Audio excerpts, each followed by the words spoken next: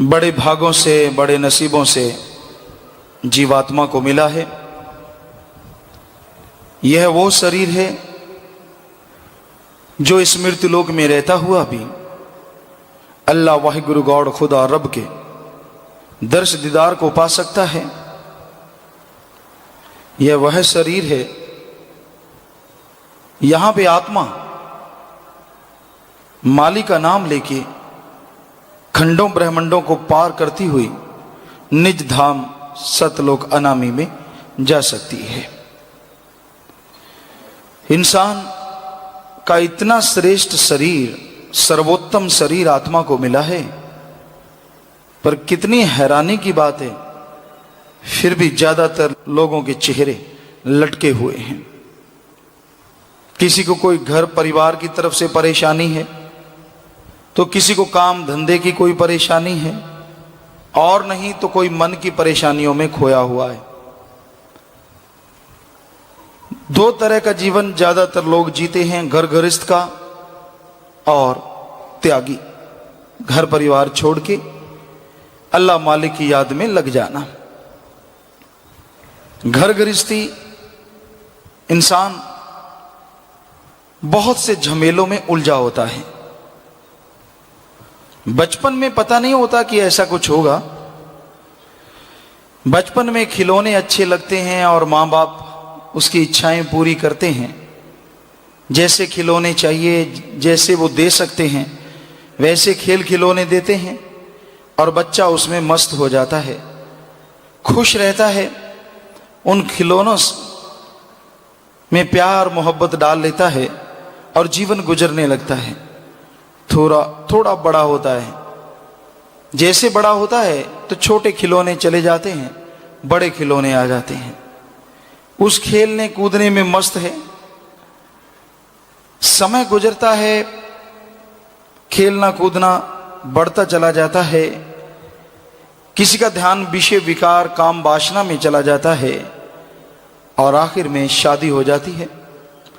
बड़ा खुश, बाजे बजते हैं, साज बजते हैं, ढोल डमक्का बजता है।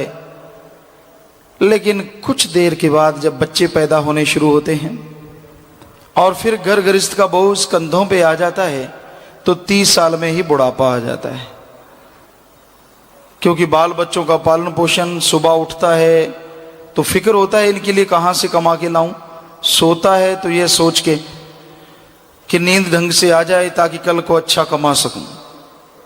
तो अधेड़ अवस्था, 40 उम्र, 50 तक जाते जाते बहुत सारे खुशियां, बहुत सारे खेल खिलौने छूट जाते हैं और चेहरे पे सलबटें पड़नी शुरू हो जाती हैं।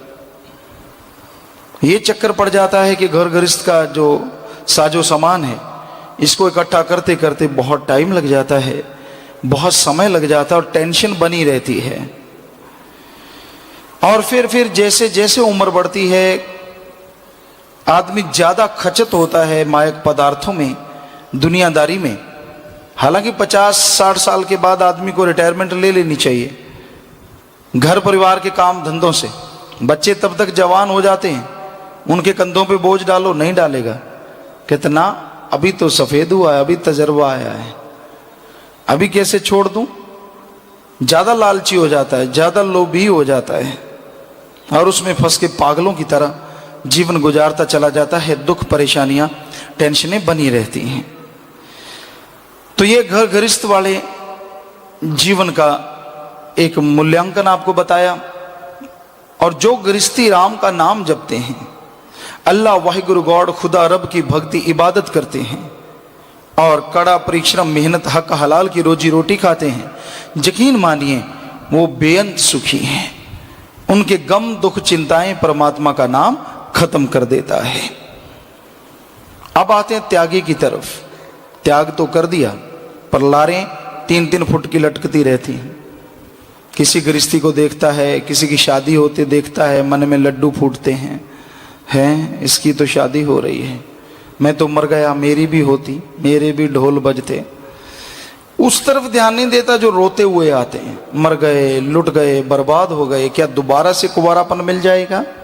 बत कबारी नाथिए यही पछोताओ, गुरु साहबानों के वचन है कि जब तक शादी नहीं होती तो चाव रहता है शादी का, शादी हो जाती है तो मामले पड़ जाते हैं और फिर रोता कुरलाता है और आखिर में यही कहता है कि बद वो फिर से नहीं आएगी, यही पछताओ।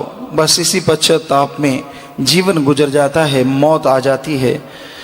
लेकिन दूर के फूल सुहावने, हिंदी में कहावत है, दूर से फूल देखो बहुत सुंदर लगते हैं, पास जाके देखो उसके साथ कांटे भी लगे होते हैं। तो ऐसा ही होता है। अब गृहस्थी आदमी है, वो त्यागी बनने को तैयार रहता है, कहता पर क्या करूं, झमेला बहुत पड़ गया। और त्यागी को रहता है मैं कब विवाह शादी करता, क्यों फंस गया पंगे में, क्या लेना था भक्ति शक्ति में, क्या पड़ा है। क्योंकि मन जालिम है, उसका तो मन है एक जो उसे तंग कर रहा है, बर्बाद कर रहा है चारों तरफ से, और उसका कुछ नहीं है, ना बाल ना बच्चा। पंजाबी जी कहते उठदी पूछ वर्गा, राजस्थान में कहावत है, उठदी पूछ मुन देंदे डंडे वर्गी हो जाती, ना बाल ना बोल।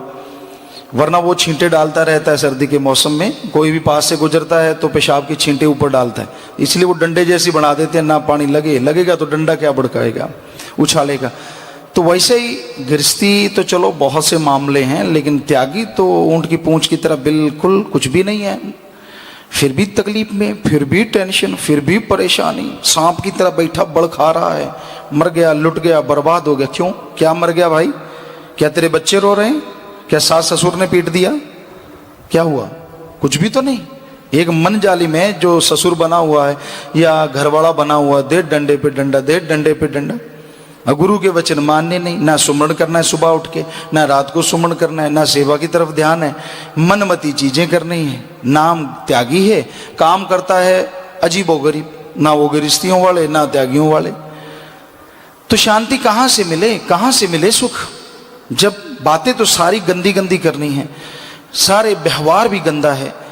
बातें करेगा तो चुगली निंदा, और खाली टाइम मिल जाए, एकांत में मिल जाए तो बुरे कर्म, और सुनेगा तो गलत सुनेगा, अच्छा तो सुनना नहीं। राम नाम की, अल्लाह वाहिगुरु की सीढ़ियाँ जो हैं, गुणगान है, वो तो अच्छी लगती नहीं, गीत सुनने हैं, इधर उधर की बातें सुननी है, उधर की फजूल बातें, निंदा चुगली, एक दूसरे के कानों में गुनगुनाना है, अजीबो गरीब हरकतें करनी है।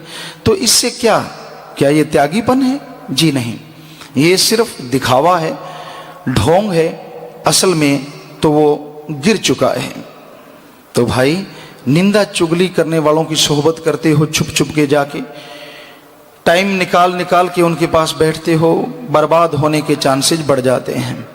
क्योंकि सच्चे मुर्शिद कामिल ने यह फरमाया है कि निंद की तो परछाई ना पड़े। निंदा करने वाला कौन है आप देख लेंगे, आपको चिकनी चुपड़ी बातें सुनाएंगे, आपको अपने जाल में फंसाएंगे, और फिर आपको ऐसा पाठ पढ़ाएंगे कि आप गुमराह हो जाएंगे। आपका निशाना अपना सतगुरु अल्लाह वाहिगुरु राम है, और वो कभी किसी का अकाज नहीं करता, कभी किसी का बुरा नहीं करता। आप आदमी को देख के अल्लाह मालिक की याद में आके नहीं बैठते, इसलिए आदमी से उम्मीद ना रखो। किसी को आप सोचते हैं ये बहुत बड़ा भक्त है, ये छोटा भक्त है, ये तो बड़ा जी बड़ी शब्दवाणी करता है जी, ये तो गांव में बड़े अच्छे काम करता है जी। ठीक है, करता है तो अपने लिए करता है, मालिक उसकी झोलियां भरेगा, पर ये ना हो कि आप उसके आशिक हो जाएं बजाय भगवान के होने के। कई बार होता है आदमी उसका आशिक हो जाता है, यार क्या कमाल का भक्त, तुझे क्या पता वो कैसा भक्त है, ये तो अल्लाह मालिक जानता है, क्या वो हंस है कि बगुला है, तुझे क्या पता। तो वो तो सतगुरु अल्लाह मालिक जानता है चुपके चुपके वो कैसे गुनाह के फूल खिलाता है। तो ऐसा हमने देखा है गाँव में, शहरों में ऐसा होता है, आदमी अंधविश्वास कर लेते हैं। तो कभी भी अंधविश्वास ना करो। बेपरवाह जी के वचन है, होना मस्त ते रहना होशियार चाहिदा। मस्त अल्लाह वाहिगुरु के नाम से रहो, लेकिन होशियार रहो। इस दुनिया में बड़े छली कपटी लोग हैं, बड़े छलावा देते हैं, वो छल लेते हैं आपको। इसलिए ऐसे लोगों से सावधान, ऐसे लोगों का संग ना करो। जो भी गलत तरफ जाता है, जो भी गलत बात करता है, उससे बचो। और सबसे बड़ा गुनाह, सबसे बड़ा पाप जिसका फल आदमी को बहुत जल्दी मिलता है कि जब भी कहीं सत्संग में आए, अल्लाह वाहिगुरु गौर खुदा रब की याद में आए, वहाँ उसकी भावना परमात्मा की तरफ होनी चाहिए। ये नहीं कि सज संवर के किसी और के लिए आता है और सज धज के बैठता है किसी और के लिए। ऐसा अगर करेगा तो इससे बड़ा गुनाह नहीं, इससे अच्छा है कि सत्संग में ना हो, कम से कम इस गुनाह से तो बच जाओगे। तो ये देखा है हमने, कलयुग का समय है, कोई पता नहीं यहाँ किस क्या विचार लेके आता है, कोई भेष बदल के आता है, कोई भेष समेत आता है, किसी के अंदर कोई छल कपट है, कोई छल कपट है। सुन के अमल कर ले तो वो छल कपट दूर हो जाए, पर अगर बन के ही छलिया आया है तो छलिया ही बना रहेगा, दुखी होता रहेगा, सुख शांति उसे जिंदगी में कभी नसीब नहीं होगी। तो इसलिए इंसान को इंसानियत को त्यागना नहीं चाहिए। मानवता इंसानियत की यह मांग है कि आप सच्चे दिल से अल्लाह वाहिगुरु गॉड खुदा रब का नाम जपें और यहाँ तक संभव हो मेहनत हक हलाल दसा नवा दी किरत करो, मेहनत करो, हार्ड वर्क, चाहे दिमागी मेहनत, शारीरिक मेहनत, तो सुख मिलेगा।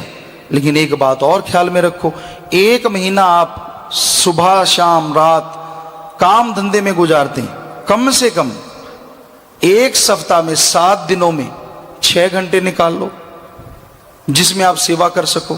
12 घंटे निकाल लो तो कहना ही क्या है, चलो महीने में 2 दिन सेवा कर लो। पर ये मन इतना जालिम है, नहीं आने देता। सत्संग में तो पैर बढ़ता ही नहीं, सेवा में तो चलता ही नहीं, और तरफ जाना हो, निंदा चुगली करनी हो, गांव में शहर में जगह बनी होती तो कहते तो उसे धर्मशाला है, लेकिन वहां निंदाशाला ज्यादा होती है, धर्मशाला कम होती है। पत्ते गांव में हमने देखा है ताश पीट रहे होते हैं, बुजुर्ग जो रिटायर हो जाते हैं, काम धंधा नहीं होता, थोड़ा बुजुर्ग कहलाते हैं। हाँ, सुबह पशु पिलाने, पशुओं को चारा डालना, चलो ये तो काम है। उसके बाद सारा दिन पत्ते खेलते हैं और निंदा चुगली, कोई पास से गुजर गया फिर उसका अगला पिछला कुछ नहीं छोड़ते, साथ में पत्ता मारेंगे जोर से, साथ में उसकी निंदा करेंगे, मजा लेते हैं। हम बहुत पास खड़ खड़ के सुना करते, बुजुर्ग चलते हमसे, हम उनको कहते शाबाश, ये सिखाओगे आप हमें? फिर कहते रहे ये हम सिखा थोड़ा रहे हैं, तो और क्या कर रहे हो आप? एक टीचर की तरह होते हैं बुजुर्ग, जैसा आप करोगे वैसी आपकी औलाद करेगी। तो उस तरफ ध्यान नहीं देते, चाय भी बड़ी भाग के पी के आते हैं, कहीं टाइम ना निकल जाए निंदा चुगली से। पर अल्लाह वाहिगुरु के लिए ऐसी तड़प पता नहीं क्यों नहीं पैदा हो रही।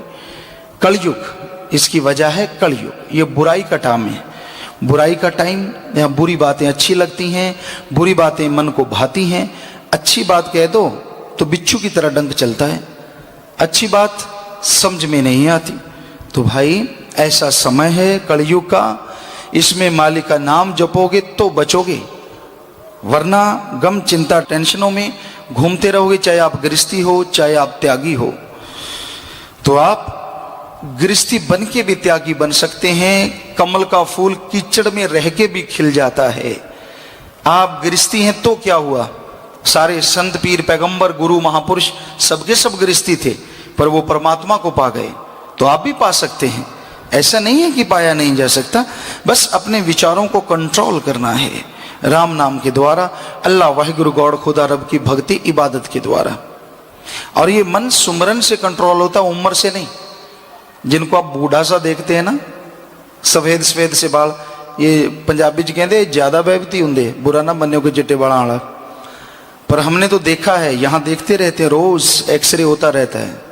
ये ऊपर ऊपर से करेंगे यूं यूं, और देखने वाला भी देखता है हाँ सफेद सफेद बाल हैं, ये तो बेचारा भक्त है। पर इतना गंदे विचार होते हैं, इतने गिरे विचार होते हैं, वो देखता है बगुले की तरह, कौन सा मेरे जाल में फंसेगा, कब फंसेगा, उसका यही मामला होता है। कोई काम वासना की वजह से देखता है, कोई माया का गुलाम है, कोई किस वजह से, कोई किस वजह से। तो ये कलयुग है। यहाँ ये नहीं कह सकते आप कि उम्र के साथ आदमी सियाना हो गया, वैसे नाम ही सियाना है, मन तो जवान होता है जैसे जैसे उम्र बढ़ती है। कहता तजर्बा ही अब आया है, पहले तो बचपन में पता ही नहीं था, अब तो किसी को पता भी नहीं चलने देते और अपना काम भी कर देते हैं। तो भाई ये आपका अपना काम नहीं, ये मन का काम है और आपको ले डूबेगा। बचो मन से। और है फिर जवानी की उम्र, बचपन, उसमें तो फिर सुमरन ही बचाव है, अदरवाइज अन्यथा आदमी गुमराह हो सकता है, मन उसका उस पर हावी हो सकता है, उसको तड़पाएगा, बेचैन रखेगा। तो इसलिए संत फकीर जो कहते हैं उस पर अमल करना सीखो, राम का नाम जपा करो, टाइम दो समय दो, ताकि आपको कोई गम दुख दर्द चिंता परेशानी आए ही ना। जब आप वचन नहीं मानते, पीर फकीरों की कही बात पे अमल नहीं करते, अल्लाह वाहिगुरु का नाम सुमरन नहीं करते, तो आप दुखी रहते हैं, परेशान रहते हैं, टेंशन में रहते हैं। इसमें संतों का क्या दोष है?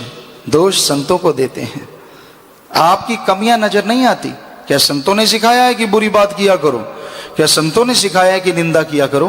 क्या संतों ने कहा है कि राम नाम छोड़ के गंदी गंदी बातें सुनो गाओ या कानों में लगा के रखो?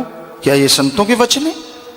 करना सब कुछ खुद है और दोष संतों को, शर्म नहीं आती। ऐसे लोग बड़े ढीठ होते हैं, बेशर्म। अपने को दोष नहीं है, मैं तो सही हूं। संतों ने क्या कहा? संतों रोकते हैं बुराइयों से, गलत बातों से। राम का नाम जपो, अल्लाह मालिक को याद करो, तो आपका जीवन सुख में ना हो तो संत गारंटी देते हैं।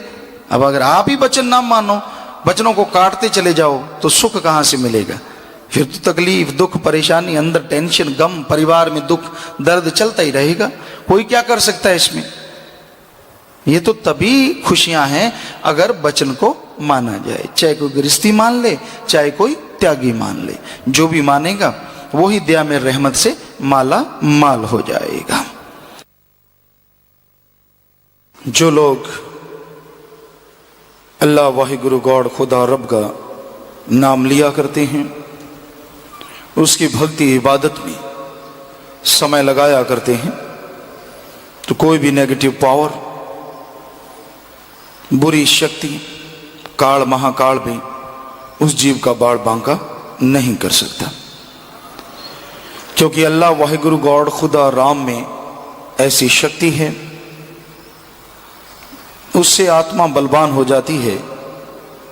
और आत्मा जिसकी बलवान हो जाए, आत्मबल आत्मविश्वास जिसके अंदर आ जाता है, वो फिर ना मन और ना माया का गुलाम बनता है।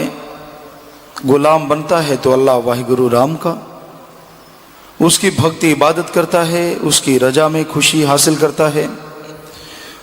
बेअंत खुशियां भी मिलती हैं तो भी यह नहीं मानता कि उसका पात्र वो था। वो यह कहता है कि यह सब देने वाला सदगुरु अल्लाह मालिक वाहिगुरु राम है।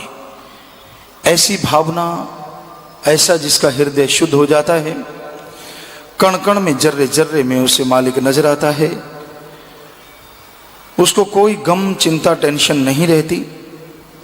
वो मालिक की दया में रहमत को हासिल करता हुआ दोनों जहां की खुशियों का हकदार बन जाता है।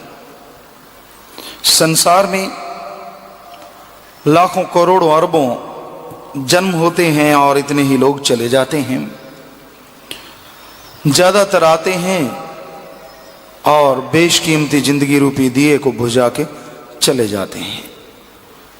खा लिया, पी लिया, सो लिए, काम धंधा कर लिया, विषय विकारा में, दुनियावी प्रीत में खो गए, भौतिकतावाद में फंस गए और इस तरह से पागल होते होते, समय गुजारते गुजारते एक दिन मौत के करीब पहुंच जाते हैं और हासिल कुछ भी नहीं कर पाते। जीवन गमों में, चिंता में, टेंशन में, परेशानी में गुजरता रहता है। लेकिन जो लोग पीर फकीर की बात पे अमल करते हैं, अल्लाह वाहिगुरु राम का नाम लिया करते हैं, उसकी याद में तड़पते हैं, तो तड़प के ही सब कुछ हासिल कर जाते हैं। तो मालिक की याद में चलना, उसकी भक्ति इबादत में तड़पना है तो नसीबों का काम, भागों का काम। लेकिन आदमी चाहे तो ऐसे भाग्य बना सकता है। आदमी चाहे तो अपने आप में बदलाव ला सकता है। लेकिन आज कलयुग है, घोर कलयुग का समय। यहाँ मन इंद्रियां बड़े फैलाव पे हैं और आदमी भोगों का कीड़ा है, पागल है। हद से ज्यादा पागल लोगों को हमने देखा है, जो एक दूसरे के प्यार मोहब्बत में इतने पागल होते हैं, इतने पागल होते हैं कि वो यह नहीं जानते कि ये तो कुछ दिन के लिए रोशनी है, 4 दिनों की चांदनी फिर अंधेरी रात। कुछ दिन आपका प्यार मोहब्बत है, आप सोचते हैं इससे ज्यादा लज्जत है, पर आप अपने आप को बर्बाद कर रहे हैं। यहां तक भी संत कितना भी रोकें, लोग तकरार कर करके बुराइयां में फंसते चले जाते हैं। संत रोकते हैं, तेरे लिए बीमारी का घर है, आने वाला समय दोजक है, नरक है। नाची कहता पढ़ूंगा पढ़ूंगा, आप यकीन नहीं मानेंगे, ऐसे ऐसे लोग जो पत्र लिखते हैं या बात करते हैं सत्संग में लिख के भेजते हैं और उनको समझाया जाता है कि नहीं भाई ये तेरे लिए बुरा है, बुरा कर्म मत कर। आशिक बनना है तो अल्लाह वाहिगुरु राम का बन, जो दोनों जहां की खुशियों से माला माल कर दे और कण कण जर्रे जर्रे में तुझे नजर आए और हर समय तेरा सच्चा साथी बन जाए। उसका आशिक बन, उसकी भक्ति कर। पर वो इतने पागल होते हैं, इतने बुरी तरह से काम वासना विषय विकार में अंधे होते हैं, चाहे कितना भी उनको सच बता दो कि आने वाला टाइम आपके लिए नरक बन जाएगा, पर वो नहीं मानते। और जब नरक बन जाता है तब उसका कोई हल नहीं होता। तो इंसान इतना ज्यादा अहंकारी है, इतना ज्यादा घमंडी है, इतना ज्यादा मन इसका हावी है कि ये पीर फकीर की बात को भी नहीं मानता। वो करता है जो इसका मन कहता है। तो मन के कहे से कभी भी कोई सुखी नहीं रहता। आत्मा की आवाज को सुनो, अपने अंदर की आवाज को सुनो, जो कहती है कि अल्लाह वाहिगुरु गॉड खुदा रब से प्यार करो बेगर्ज निस्वार्थ भावना से, उसका सुमरन करो और उस मालिक से दुआ करो कि हे मालिक, हे दया के सागर, हमें रहमो करम करके अपने से जोड़ ले।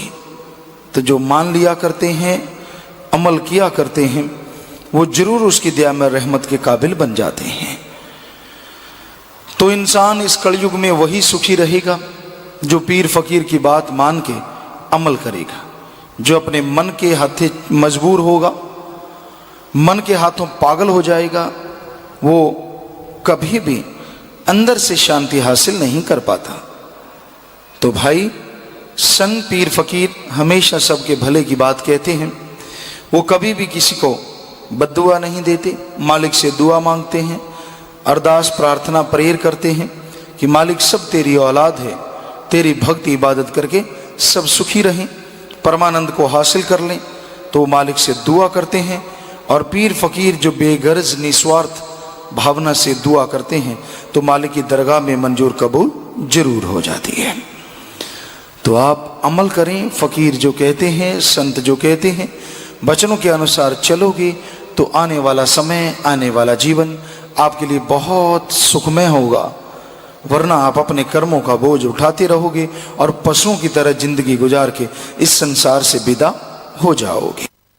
बुरी आदतें सब तू छोड़ दे ओ बावरे छोड़ दे, झूठे नाते सब जग के तोड़ दे ओ बावरे तोड़ दे।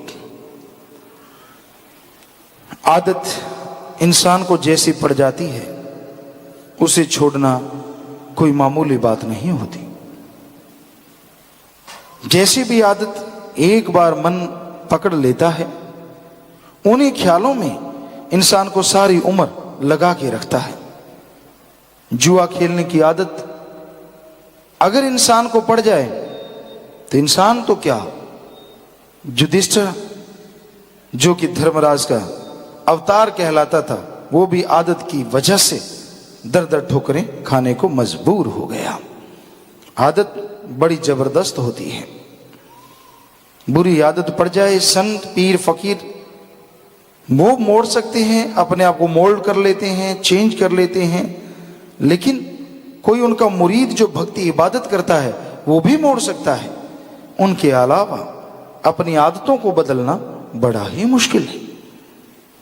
अपनी आदतों की वजह से इंसान को बहुत बार संसार में शर्मिंदा होना पड़ता है।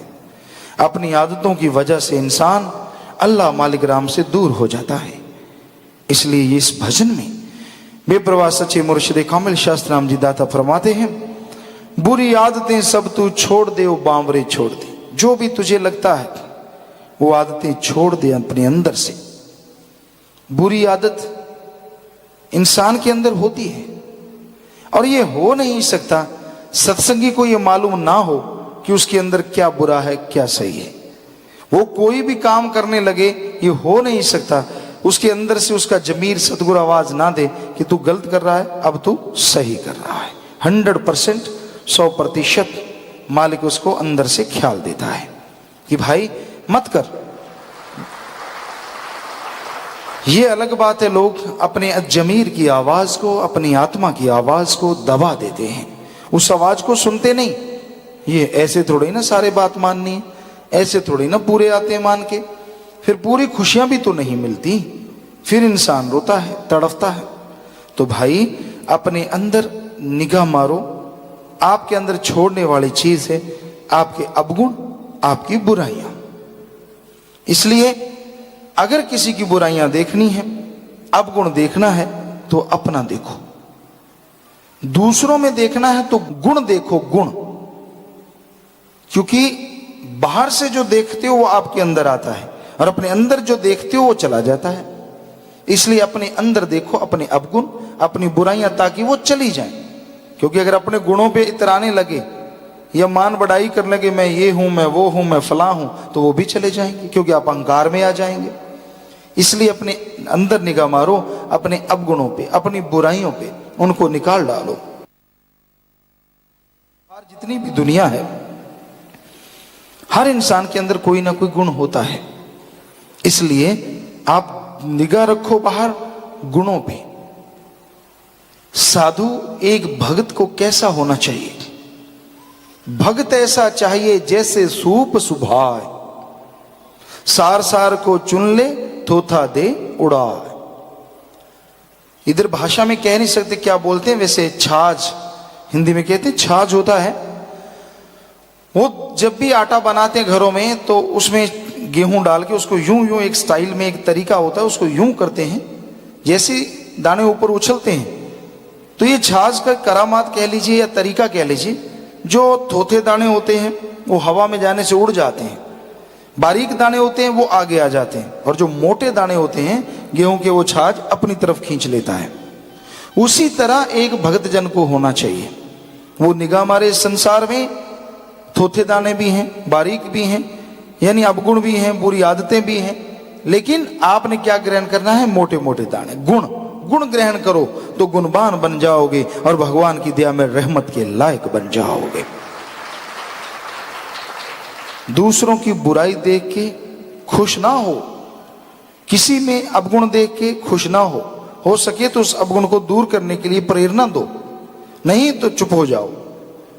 क्या पता कल को आपके अंदर वो बुराई आ जाए। इसलिए दूसरों के गुण देख के उनको ग्रहण करते जाओ, तो गुणवान इंसान बनता है। तो संत पीर फकीर जीव को बार बार समझाते हैं, तेरे भले की कहूं, मान ले रे भाई तेरे भले की कहूं। संत कभी किसी का आकाश, कभी किसी का बुरा कर ही नहीं सकते। ये अलग बात है, दुनिया वाले चाहे कुछ भी कहते फिरें, सच्चा संत पीर फकीर परमार्थ के लिए आता है। तरुवर फल नहीं खात है, सरोवर पीव ननीर। तरुवर फल नहीं खात है, सरोवर पीव ननीर, परमार्थ के कारणे संतन भयो शरीर। संत कोई भी एक्टिविटी, गतिविधि करते हैं, उसमें अपना स्वार्थ नहीं होता। जिस तरह एक पेड़ फल पैदा करता है, वो खुद नहीं खाता। समुद्र में पानी होता है, वो खुद नहीं पीता। उसी तरह संत जो भी वचन करते हैं, कहीं भी जाते हैं, कुछ भी करते हैं, उसमें कोई ना कोई राज छुपा होता है, और उसमें सब जन कल्याण के लिए, समाज के सुधार के लिए संत सत्संगे लगाते हैं, मालिक के नाम की चर्चा करते हैं। इसलिए उनके वचनों को इग्नोर ना करो, सुनो और अमल करो। क्योंकि जो सुन के अमल कर लेते हैं वो उसकी कृपा दृष्टि के काबिल बन जाते हैं। और उसकी कृपा दृष्टि से क्या होता है? अंदर शांति आती है, और अंदर सुरूर आता है, नशा आता है, चेहरे पे मालिक का नूर आता है। आदमी बेनूर नहीं होता, आदमी बेजार नहीं होता, आदमी बेचैन नहीं होता, क्योंकि उसका मालिक तो हर समय अंदर है। और जैसे राम नाम से जुड़ता है, जैसे अच्छे नेक कामों से जुड़ता है, तो मालिक का वो नाम अंदर से दुनकारें देता हुआ उसे बेइंतहा खुशियों से लवरेज कर देता है, बेइंतहा खुशियों से जोड़ देता है। मन मते और मन की बात ना सुनो। मन क्या है? दो शक्तियां हैं हम सबके अंदर, आदमियों के अंदर, इंसानों के अंदर। एक शक्ति को कहते हैं आत्मा, और एक को कहते हैं मन। मन क्या है? आदमी के दिमाग को, आदमी के माइंड को जो नेगेटिव थॉट्स देता है, जो बुरे ख्याल देता है, उसे हिंदू और सिख धर्म में मन कहा है। इस्लाम धर्म में नफ्स शैतान कहते हैं। तो आप कहीं भी बैठे हो, दिखावा कुछ भी कर रहे हो, अगर आपके अंदर बुराई चल रही है तो आपके मन का कारण है, मन आप पे हावी है। और अगर आप कहीं भी चल फिर रहे हो, आपके अंदर भले विचार आते हैं, यार उसका भला कर देना चाहिए, नेकी करनी चाहिए, अच्छे अच्छे नेक विचार, मालिक का नाम लेना चाहिए, इत्यादि इत्यादि। तो ये सारे विचार जो हैं ये आत्मा की आवाज है। इस्लाम धर्म में कहते हैं रूह या जमीर की आवाज है, जो आदमी को प्रेरित करती है कि तू मालिक से जुड़, अल्लाह मालिक की दया में रहमत के खजाने को लूट ले। तो ये दो आवाजें हर किसी के अंदर आती हैं। माइंड, मन को माइंड नहीं कहते, कि लोग कह देते हैं नहीं मन अलग चीज, माइंड अलग चीज। माइंड में तो अच्छे विचार भी आते हैं, मन में नहीं आ सकते।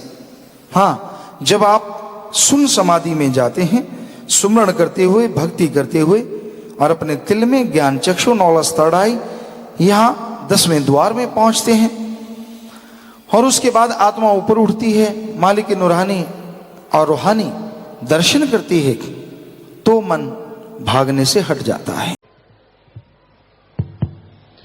मालिक की साजन वजह प्यारी सासंग जियो, सारी सासंग ठीक ठाक हो भाई, सारी सासंगत जी आशीर्वाद मालिक सबको ठीक रखे।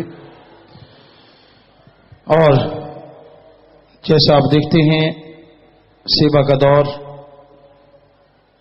जोर शोर से इस महीने में, हर महीने में साथ संगत चलाती है, पर खास करके ये महीना साथ संगत बिल्कुल सेवा को समर्पित रहती है। जोर शोर से सेवा करना, और सेवा में जो आप जानते हैं आंखों के ऑपरेशन हो रहे हैं बिल्कुल फ्री में। अभी हम उसका मुहूर्त करके आए आपके पास, तो डॉक्टर साहबान ऑपरेशन में लगे हैं। दाता रहबर शाश्वत नाम शाह मस्तान के वचनों पे जो अमल किया करते हैं, यकीनन अपने गुरु मुर्शिद के वो तमाम रहमो करम के हकदार बन जाते हैं जो कि वो वचन किया करते हैं। गुरु हर फील्ड में, हर क्षेत्र में अति जरूरी है। गु का मतलब अंधकार और रू का मतलब प्रकाश। तो गुरु शब्द का मतलब है जो अज्ञानता रूपी अंधकार में ज्ञान रूपी दीपक जला दे, वो सच्चा गुरु है। और इंसान बिना गुरु के कभी भी किसी भी फील्ड में, किसी भी क्षेत्र में एक कदम नहीं उठा सकता। जन्म लेता है तो जन्म से पहले भगवान परमपिता परमात्मा गुरु, मां गुरु, पता नहीं कितने उस्ताद टीचर, अगर डॉक्टरों की जरूरत पड़ी तो वो भी इस बच्चे के लिए एक उस्ताद, एक टीचर का ही काम करता है। बच्चा पैदा होता है, शुरू में ही उसे गुरु की जरूरत पड़ती है। वो डॉक्टर साहबान जो उसे पैदा करते हैं, उसकी शुरुआत में संभाल करते हैं, उनकी मदद करते हैं, क्योंकि गुरु, उस्ताद, टीचर तो इसी को कहा जाता है।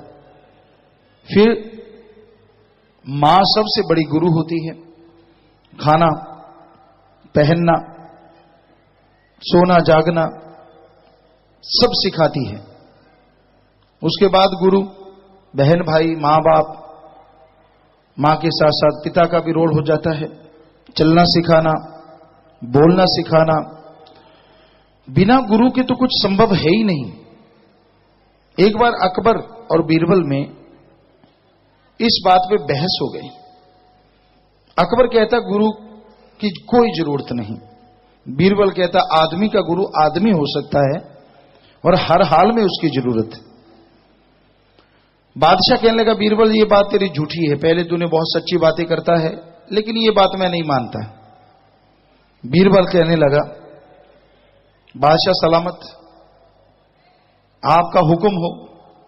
कोई बच्चा जन्म लेते ही जंगलात में रहे, पालने पोषने वाले बिल्कुल बोले ना, बस दूध की जब तक जरूरत है उसे पिला दें, उसके बाद उसे वहां छोड़ दें। जंगली पशुओं से रखवाली की जाए और वो बच्चा अपने आप बड़ा हो, तो देखते हैं वो कैसा बनेगा। उसका कोई आदमी गुरु ना हो। बादशाह कहने लगा, मैं सहमत हूं। उस बच्चे को जंगलात में छोड़ दिया गया। अब जैसे जैसे उसकी उम्र बढ़ने लगी, जैसे जैसे उम्र आगे जाने लगी, तो उसने चलना शुरू किया। तो वो कभी भी 2 कदमों पे नहीं चला, चारों पैरों पे चलने लगा। आसपास के जीव जंतु जो भी जिसे भी वो देखता था, वो चारों पैरों पे, हाथ पैर पे चला करते थे। तो वो बच्चा भी हाथ पैर पे चलने लगा। काफी साल, 2 साल, 4 साल, 5 साल का हो गया। थोड़ा थोड़ा जैसे बंदर खड़ा होता इतना खड़ा होता, लेकिन फिर से 4 पैरों पे चलने, हाथ पैर पे चलना शुरू हुआ। कोई भाषा नहीं सीखा। जैसे पक्षी बोलते वैसी आवाज निकालता, जैसे जानवर बोलते वैसी आवाजें सीख गया। उसे कोई भाषा नहीं आती थी। तो जैसे 4-1 साल का हुआ, 5 का, तो उस बच्चे को पकड़ लिया गया। बादशाह को दिखाया गया कि आओ आप जंगलात में, और बच्चे को छोड़ दिया गया। बच्चा डर के भागा, जैसे पशु भागते हैं आदमी से। बीरबल कहने लगा, अकबर बादशाह को देखिए, ये वो बच्चा है जो जंगलात में छोड़ दिया गया था। ये 2 पैरों पे नहीं चलता, हाथ पैरों पे चलता है। इसको बोल के देखो। उसको पकड़ा, बातें करने लगे। वो जानवरों की आवाजें निकालने लगा, पक्षियों की आवाजें निकालने लगा। खाना भी उसी तरह हाथ से नहीं, जैसे बंदर खाता है थोड़ा तोड़ के, वैसे कभी सीधा मुंह मार के। तो अकबर बादशाह नतमस्तक हो गया। कहता, बीरबल तूने जो कहा था वो सच है। आदमी का गुरु आदमी होना अति जरूरी है। आदमी का गुरु पशु नहीं हो सकता, पक्षी नहीं हो सकते, क्योंकि मां बाप ही बच्चे को खाना पीना पहनना लेटना सिखाते हैं। तो सबसे बड़ी गुरु मां है, लेकिन वो भी एक हद तक। जब बच्चा थोड़ा बड़ा हो जाता है तो मां का रिश्ता और कम हो जाता है, फिक्र कम हो जाता है कि अब ये चलने लग गया, दौड़ने लग गया, भागने लग गया, लेकिन फिर भी फिक्र होता है। बच्चा बड़ा हो गया, जवानी आई, बच्चा मां को छोड़ देता है।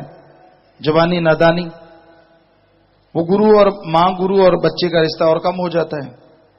बच्चा और बड़ा होता है, विवाह शादी हो जाती है, और कई तो मां बाप को घर से निकाल देते हैं या खुद घर से अलग हो जाते हैं, तो नाम मात्र रिश्ता रह जाता है। लेकिन एक गुरु ऐसा भी है जिसका रिश्ता मां और जन्म लेने वाले बच्चे की तरह हमेशा बना रहता है, और वो होता है रूहानी सूफी गुरु। क्योंकि उसके लिए कभी उसका शिष्य बड़ा होता ही नहीं। क्या पता कब जिंदगी के किस दौर में कहां पे वो भटक जाए, कहां पे वो फिसल जाए, कुछ कहा नहीं जा सकता। इसलिए गुरु, पीर, फकीर हर पल अपने बच्चे को गाइड करते रहते हैं, सत्संग में बातें सुना के, अगर वो मिलता है तो उसे सलाह देके, नहीं भी मिलता तो भगवान से दुआ करके उसके रास्ते के कांटे साफ करते रहते हैं, उसका हाथ थामे रखते हैं। यहां भी उसे जरूरत पड़ती है ज्ञान की, उसे ज्ञान देते हैं, लेते नहीं। कोई पैसा, चढ़ावा, नोट बोट ऐसा कुछ नहीं लेते। उनका मकसद अपने शिष्य, यानी जो मालिक की औलाद है, उसका भला करना होता है, और वो मालिक की औलाद का भला करते चले जाते हैं, जताते नहीं। किसी को ये नहीं कहते कि मैंने तेरा ये भला किया, मैंने तेरा वो भला किया। जो तन लागी सो तन जाने। जिसको एहसास होता है, जिसे महसूस होता है, वही गुरु, पीर, फकीर की तमाम खुशियां हासिल किया करते हैं। गुरु संत कभी किसी का बुरा नहीं चाहते, पर आदमी अपना बुरा और अच्छा काफी हद तक खुद ही कर लेता है। जैसे कोई कर्म करता है वैसा फल भोगना होता है, आज नहीं तो कल, कल नहीं तो अगले दिन। और गुरु इंसान को परमपिता परमात्मा से जोड़ता है, उस सुप्रीम पावर से जो कण-कण में है, जर्रे जर्रे में है, और उसकी तमाम खुशियां उन्हें मिला करती हैं जो दीनता नम्रता धारण करते हैं। अहंकार में, खुदी में कभी किसी को कुछ हासिल नहीं होता। जितना अहंकार इंसान करता है उतना ही वो खाली रह जाता है।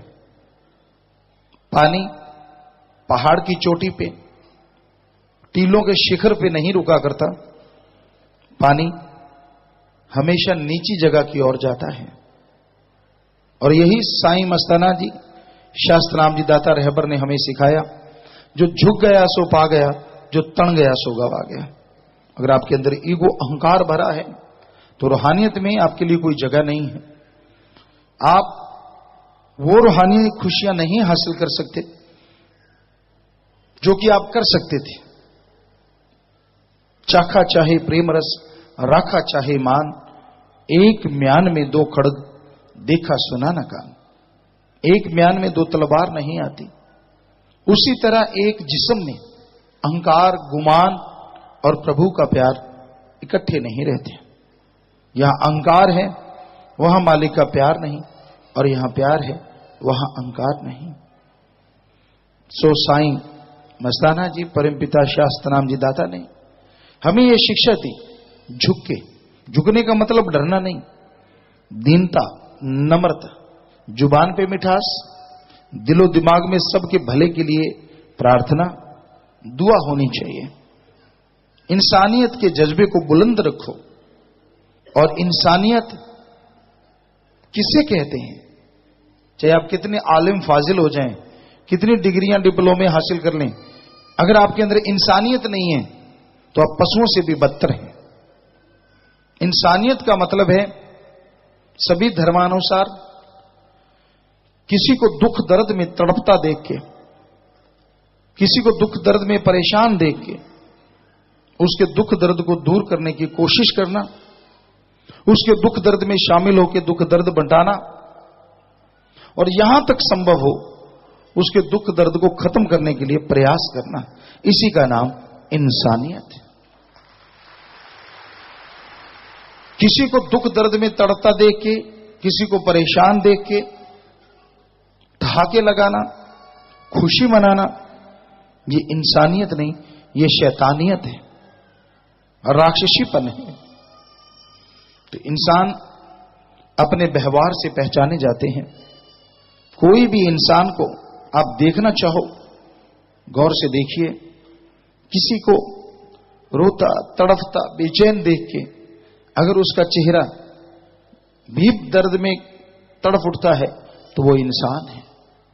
पर अगर वो लापरवाह होगा कि ये तो मरता ही रहता है, ऐसे तो चलता ही रहता है, ऐसा तो होता ही रहता है, तो समझ लीजिए वो पत्थर दिल नहीं, शैतान है, जानवर है। बल्कि जानवर से भी बदतर है। जानवर तो फिर भी अपने कबीले का, अपने कुनवे का ख्याल रखते हैं।